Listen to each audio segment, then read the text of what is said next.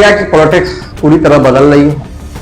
क्या 5 साल पहले जो इलेक्शन की जो चुनौतियां थी बीजेपी के साथ, वो इस टाइम पूरा चेंजिंग हो रही है। देवड़िया वाले आइए आज बात करने वाले हैं ऐसे टॉपिक पे जो कि पूरी विपक्ष और पक्ष को माहौल बदल दिया है। तात्पर्य यह है कि 2026 का जो इलेक्शन जो है शॉकिंग इलेक्शन है।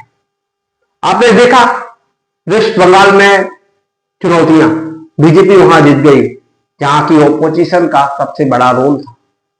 तमिलनाडु में आपने देखा, असम में देखा, सारी जगह यह तीनों राज्यों के जो चुनाव है आने वाले 2029 के चुनाव को बेहतरीन लुक में लेके जाएंगे।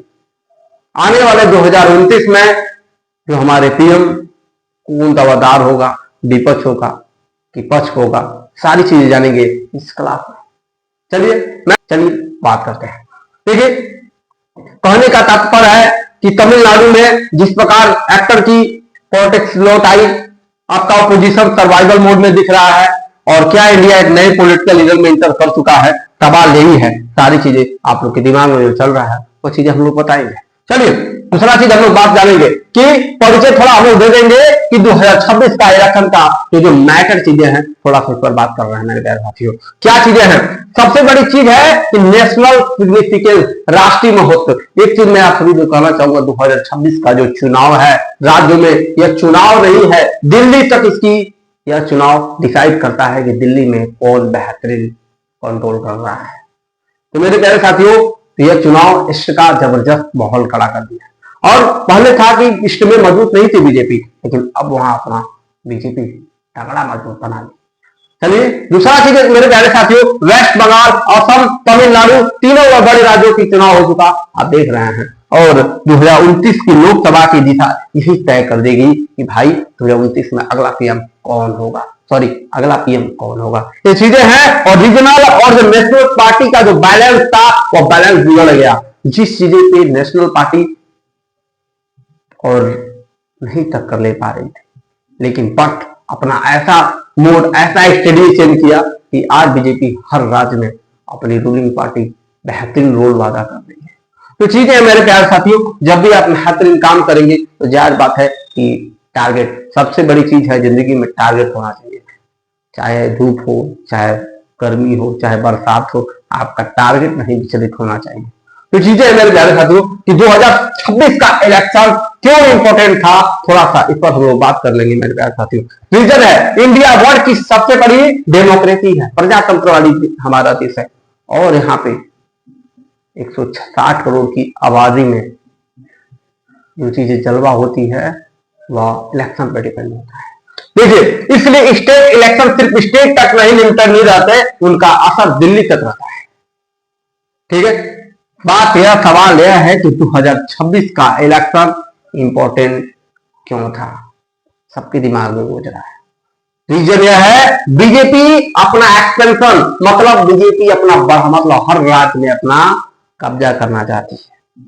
दूसरा, अपोजिशन का जो प्रेशर था, जो अपोजिशन मुद्दा भटकार के कास्ट के धर्म पे, जाति पर लड़ाना उनका काम था, उस चीज से हटकर उसने नई डायरेक्शन पे काम किया। तीसरा चीज है मेरे प्यारे साथियों, साउथ इंडिया की जो पॉलिटिक्स है पूरी तरह से उन्होंने चेंज कर दिया। तीसरा चीज है, चौथा, यूथ का जो इन्फ्लुएंस जो इंक्रीज हुआ यूट्यूब पे, इंस्टाग्राम पे और स्नैपचैट पे, तमाम प्लेटफॉर्म पे, यह चीजें जनता के मूड को पूरी तरह से चेंज कर दिया। सवाल यह बनता है कि इंडिया की जो पॉलिटिक्स है ट्रांजिशन फेज में चली गई। चलिए मेरे प्यारे साथियों, अगला टर्म हम लोग जानने का प्रयास करेंगे कि भारत की जो राजनीति है, इंडिया की जो पॉलिटिकल लैंडस्केप है और नेशनल व्यूज रीजनल में थोड़ा सा बात कर लेते हैं। मेरे प्यारे साथियों, हमारे प्यारे भारत देश में दो पार्टियां काम करती हैं। आइए कौन कौन पार्टियां काम करती हैं थोड़ा सा बात करते हैं। सबसे पहले राष्ट्रीय दल, उसके बाद से क्षेत्रीय दल, दो ही पार्टियां आपके काम करती हैं। आइए इनको बीच में थोड़ा थोड़ा आप लोगों को बता देंगे कि राष्ट्रीय दल में कितनी सीटें होती हैं और वर्तमान में क्या चीजें हैं, सब बात करेंगे। जो राष्ट्रीय दल जो आप देख रहे हैं, भाजपा की जो सीटें 303 सीटें और कांग्रेस की जो सीटें ने जीती है 52 सीटें। और जो अन्य जो हमारे हैं क्षेत्रीय जो दल हैं, जैसे आपके टीएमसी हुआ, डीएमके हुआ, एसपी हुआ, आप हुआ, यह सब मिलके विपक्ष है। आप साफ साफ देख रहे हैं जहां भाजपा 300 सीट जीती है, 330 सीट है, वहां पर कांग्रेस की पावर 52 सीट है, तो विपक्ष हर वहां पे देखिए किसी भी सत्ता में, किसी भी सरकार में विपक्ष अगर मजबूत है तभी रूलिंग पार्टी जबरदस्त रोल वादा करती है। अगर आप क्रिकेट के मैदान में अगर आप उतर रहे हैं तो अगर कोई बॉलिंग फेंक रहा है, वो बॉलिंग में बहुत छक्का मार रहा है, आउट नहीं हो रहा है, तो मजा नहीं आएगा। मजा तब आता है कि 6 बॉल में हमको 40 रन चाहिए, मतलब हो पाएगा? नहीं हो पाएगा। 6 बॉल में कम से कम आपका 20 रन चाहिए और आपका निकालना, तब मजा आता है।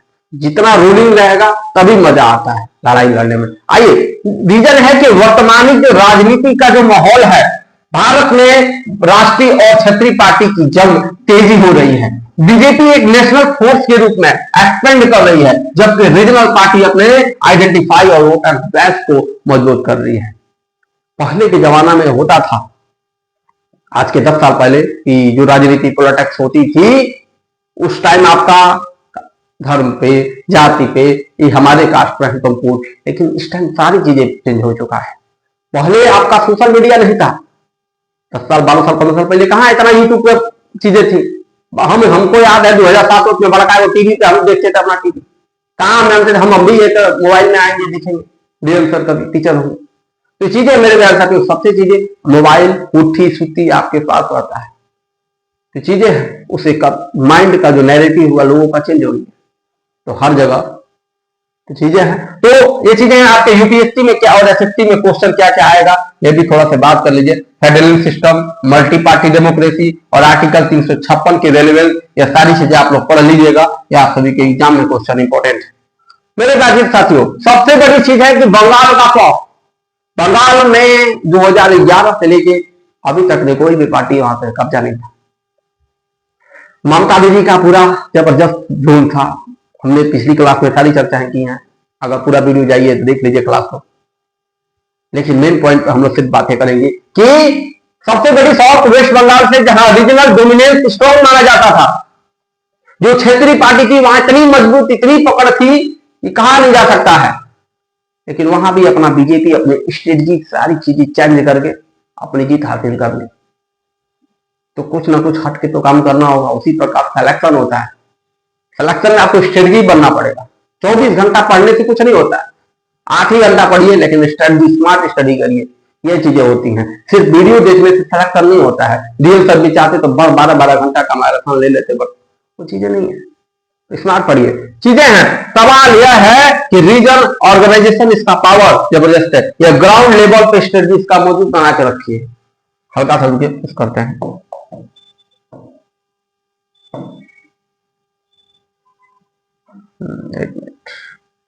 देखिए, रीजन 3 चीज है, सामने आपका रीजन दिख रहा है। ऑर्गेनाइजेशन जो आपका पावर जो देख रहे हैं, ये जबरदस्त है, ये ग्राउंड लेवल पे कार्य करती है। दूसरा, नैरेटिव पॉलिटिक्स, आइडेंटिफाई और नेशनली डिपेंड, मतलब हिंदू मुस्लिम, सबसे बड़ी हम हिंदू हैं, इस पर फोकस किया जा रहा है। आप जानते हैं कि बीजेपी आरएसएस सत्ता के द्वारा बंगाल में जीती है। तीसरी चीज है एंटी इनकम्बेंसी, क्या होता है लॉन्ग टर्म रूल फैटिक, ये चीजें हैं। या कास्ट पे इसका रूल नहीं है, उससे हिंदुत्व को, जैसे हिंदू आप लेंगे तो सब सारा चीज उसमें सब कास्ट आ जाएगी, ज्यादा मेन फोकस मुस्लिम पे अलग थी, तो चीजें मेरे पास इस हिंदू मुस्लिम सिख ईसाई सब पर चीजें टारगेटेड है, तो चीजें हैं। अगला है बंगाल का रिजल्ट सिर्फ इलेक्शन नहीं था, या नेशनल पॉलिटिक्स का टर्निंग था। बीजेपी का कभी नहीं था कि वहां पे जाके जीत पाएगी बंगाल में, वो भी, पर जो सोच रहा नहीं था वो चीजें वो फिर दिखाई। सवाल यह बनता है कि आने वाले समय में हमारा बीजेपी पूरे नेशनल पार्टी पूरे राज्य पर कब्जा करेगी, क्या है, थोड़ा सा और बात करते हैं। सबसे बड़ी चीजें मेरे प्यारे साथियों, बंगाल का शौक, पश्चिम बंगाल में ममता दीदी का चेहरा एकदम गोल मटोल हो गया, खत्म। आज वो इस्तीफा देने को पिछले क्लास में उनके बारे में कुछ चर्चाएं हमने की है, बट बस हम लोग 2021 में बीजेपी जहां 77 सीट जीती थी, 77, आज आप सब लोग कमेंट बॉक्स में बताइएगा, पिछले क्लास में बताया है सारी चीजें। दूसरा, हिंदू कॉन्सुलेटर और एंटी टीएमसी वेव का की फैक्टर। तीसरा, 2026 में बीजेपी का नजर से पावर सत्ता, काम था, डिमांड था, टारगेट अपना ली, ये चीजें मेरे प्यारे साथियों। तो सबसे चीज है टीएमसी का जो चीजें हैं उसको सबसे दिक्कत था करप्शन, सबसे ज्यादा था करप्शन, एलिगेशन पे उसको ज्यादा उसको तोड़ा गया। दूसरी चीजें हैं उसका गवर्नमेंट को जितने, आप देखिए क्या होता है, बार बार किसी एक चीज को आप देखेंगे ना तो बुरा वो होता है, अच्छा नहीं लगता है, बढ़िया नहीं लगता, वही चीजें हैं। तो हम उसमें ये भी बताए हैं पिछले क्लास में, प्रधानी का चुनाव एक बार जीत जाइए, उसके बाद 5 साल कितनों काम करेंगे, नेक्स्ट वाले नहीं जीतेंगे, जनता गरिया के आपको मुंह देगी, तो चीजें हैं। तो नेशनल प्रभाव क्या पड़ा, बंगाल में बीजेपी को जीत, इंडिया अलायंस को बड़ा झटका दिया और टीएमसी कांग्रेस की रिश्ता को पूरी तरह से टॉर्चर कर दिया। तो सवाल यही है मेरे प्यारे साथियों कि जिस प्रकार इस टाइम राजनीति चल रही है, आपको क्या लगता है? आइए, असम में बीजेपी क्यों स्ट्रांग है, थोड़ा सा बात करना है असम के बारे में कि नॉर्थ ईस्ट पहले से ही नेशनल पॉलिटिक्स में कम चर्चा में रहता था, लेकिन अब सिचुएशन पूरी तरह से बदल चुकी है। क्या बदली है भैया? क्योंकि यहां पर यह इंफ्रास्ट्रक्चर पे काम कर रहा है, दूसरा वेलफेयर पॉलिटिक्स, तीसरा आइडेंटिफाई जितनी इशू है उस मुद्दाओं को पूरा करना, बॉर्डर सिक्योरिटी, जो बॉर्डर से घुसपैठियां आ जा रही थी उस पर काम करना, असम इस पर फोकस किया। आज असम में बीजेपी स्ट्रॉन्ग कर रही है। तो मुझे नॉर्थ इंडियन पॉलिटिक्स का स्टडी रीजन बन चुका है और आने वाले समय में जो हमारा बीजेपी है हर राज्य में इसका कब्जा होगा। तो सवाल यह बनता है कि अगर आपके साथ विपक्ष नहीं रहेगा फिर आप लड़ोगे कैसे? तो विपक्ष मजबूत होना बहुत जरूरी है। आप अपना स्ट्रेटजी चेंज करिए, जब तक आप स्ट्रेटजी नहीं चेंज करेंगे तब तक मजा नहीं आएगा। तो चीजें हैं। अगला मेरे प्यारे साथियों जानेंगे कि असम का चुनाव का थोड़ा विश्लेषण कर लेते हैं। Assam election analysis politics, BJP का क्या परफॉर्मेंस था? हिमंत बिश्व शर्मा जी का जो लीडरशिप में बीजेपी ने नॉर्थ ईस्ट में अपनी पकड़ मजबूत की है। 2021 में के चुनाव में 60+ सीटें वहां जीती थी। इस टाइम देखिए चेंज हो गया। तो की वर्ड इश्यू क्या क्या मुद्दा था? NRC, national register of the citizen, और फ्रॉड मैनेजमेंट, टी गार्डन का, वर्कशॉप रिलेशन, हिंदू मुस्लिम, ये सारी चीजें को उन्होंने क्या किया? बैलेंस किया। तीसरी चीजें मेरे प्यारे साथियों, नॉर्थ ईस्ट का इंपोर्टेंट चीजें क्या है? असम नॉर्थ ईस्ट का गेटवे है। यहाँ की पॉलिटिक्स एक ईस्ट पॉलिसी और बॉर्डर सिक्योरिटी को डायरेक्टली प्रभाव करती है। बॉर्डर पे हम बोले ना, बॉर्डर पे जो काम किया आज आपके सामने देखिए चीजें। तो आपके यूपीएससी में क्वेश्चन आ सकता है, एनआरसी क्या होता है, सीए क्या होता है, इनर लाइन परमिट क्या होता है, 6 शेड्यूल क्या होता है, सारी चीजें आप सब लोग पढ़ लीजिएगा, आपके आने वाले एग्जाम में साबित होगा। चलिए नेक्स्ट बातें करेंगे मेरे प्यारे साथियों कि तमिलनाडु में बीजेपी की एंट्री। हमने तो इनके बारे में अच्छी तरह से क्लास भी लिया है, विजय थलापाती क्या है, सारी चीजें इनको बताया है, यहाँ की क्लास जरूर देखिएगा, बहुत मजा क्लास है, अच्छा खासा उसमें लोगों को परफॉर्मेंस बेटर था। सबसे यही चीजें हैं। विजय यानी थलापाती, विजय की जो पॉलिटिकल एंट्री हुई 2 साल के में बंदे ने अपनी सीएम इस प्रकार एक्टिंग में अपने जलवा दिखे रहे थे, उस प्रकार ग्राउंड लेवल पर उनकी अपनी लेवल बना ली। तीसरी मेरे प्यारे साथियों, विजय का जो आप जमीनी स्तर पे जो आप देखिए फैन जबरदस्त है, फैन फॉलोइंग की हाई लेवल की है, ठीक है। Youth, social media, cinema influence जबरदस्त है भैया। इनकी सबसे बड़ी ताकत है साउथ इंडिया में एक्टर पॉलिटिक्स नया नहीं है। आपको लगता होगा कि सीएम नया बनने जा रहा है, इससे पहले भी कई लोग पॉलिटिक्स में आए हैं, चीजें हैं, बट विजय का जो फैन है लोग ना, फैन फॉलोइंग जबरदस्त है। आप भी फैन फॉलोइंग है तो मेरे प्यारे साथियों चैनल को आप लोग लाइक सब्सक्राइब नहीं कर रहे हैं। 70% लोग बिना सब्सक्राइब के देख रहे हैं, ठीक है, तो सब्सक्राइब कर लीजिए, इससे परिवार का हिस्सा बन जाएंगे तो रियल तौर पर भी ताकत मिलेगी। तो चीजें हैं, यूथ, सोशल मीडिया और सिनेमा इन्फ्लुएंस सबसे बड़ी ताकत है। बड़ा सवाल क्या है कि विजय थलापाती सीएम बनेंगे कि नहीं बनेंगे? आप सभी लोग कमेंट बॉक्स में बताइएगा, ठीक है। अगला हम लोग जानेंगे कि विपक्ष संकट में, हम बोले ना कि जब आपका विपक्ष मजबूत नहीं रहेगा तो पार्टी जो मन करे वो करेगी। तो सबसे बड़ी चीज है विपक्ष का मजबूत होना। विपक्ष मजबूत होगी तभी देश बेहतर चलेगा। तो चीजें हैं, ठीक है।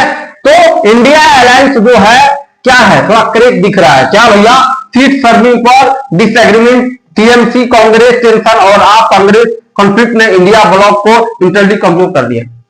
ये जो पार्टियां जो आप बता रहे हैं, आप देख रहे हैं, आप आम आदमी पार्टी जो आप देख रहे हैं, आप सपा का जो देख रहे हैं, चाहे आपका टीएमसी को जो देख रहे हैं, ये लोग क्या है, अपने में मतभेद ना करें, आप पॉलिटिक्स जबरदस्त करें, स्ट्रेटजी चेंज करें, तभी आने वाले चुनाव में वो जबरदस्त परफॉर्मेंस करेंगे। बिना स्ट्रेटजी के आगे नहीं जा सकते हैं, गेमिंग करना पड़ेगा।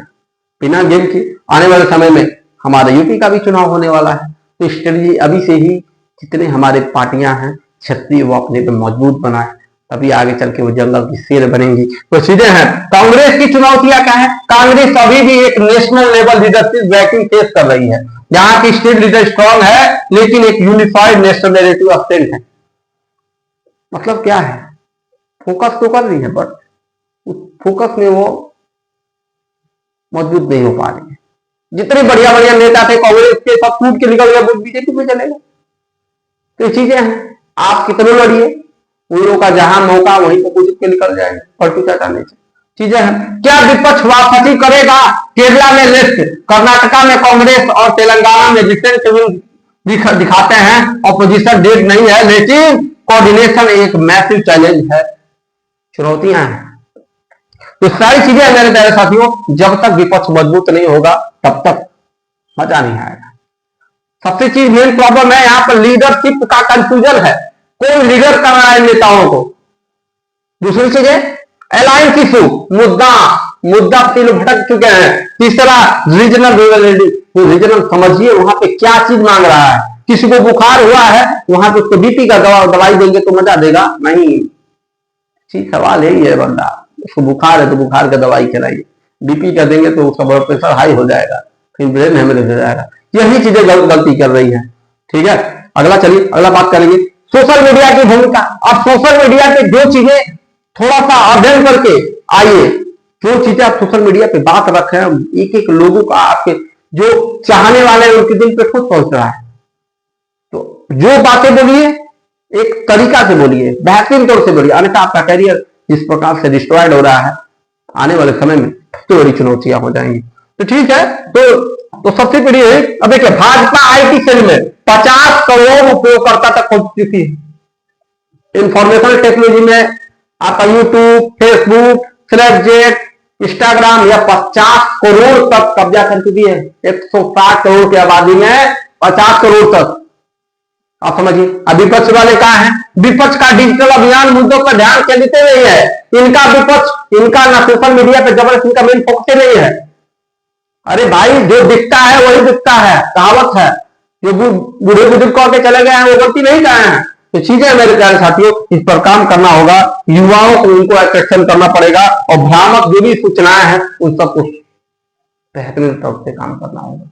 तो चीजें हैं, सवाल यही बनती है मेरे प्यारे साथियों कि फ्यूचर का पॉलिटिक्स ऑफ इंडिया क्या है। बीजेपी एक्सपेंशन कर दिया, रीजनल लीडर राइज का भी प्रॉब्लम है, कोलिशन, सारी चीजें। एक चीज क्लियर है कि इंडियन पॉलिटिक्स तेजी से ट्रांसफॉर्म हो रही है। मेरे प्यारे साथियों, आप सभी को बताना होगा कि जिस प्रकार हमारा विपक्ष और पक्ष, विपक्ष जितना कमजोर होता जा रहा है कि आने वाले समय में क्या विपक्ष पूरी तरह से टूट जाएगा। आप सभी लोग कमेंट बॉक्स में जरूर बताइएगा। मिलते हैं नेक्स्ट क्लास में। जय हिंद।